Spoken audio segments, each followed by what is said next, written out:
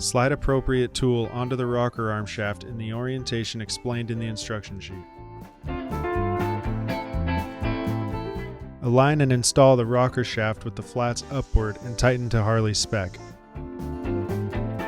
Install the JIMS 782 leak down tester or any 10mm leak down tester and connect it to 100 psi air supply. The piston may be pushed down to the bottom of the cylinder, so be sure your bike is in neutral. Using a 3/8 drive ratchet and extension, align the tool onto the valve spring cap and rotate to compress the springs. Maintain pressure and remove the keepers with a magnet.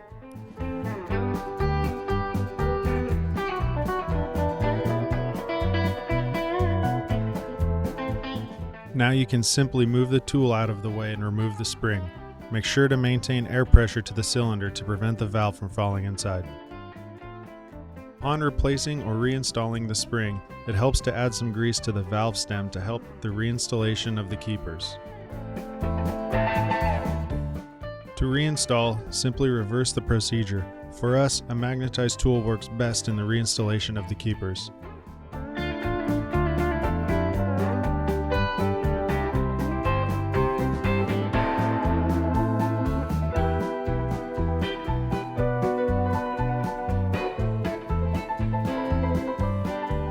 Wipe away any excess grease, disassemble the tool and store appropriately for years of use.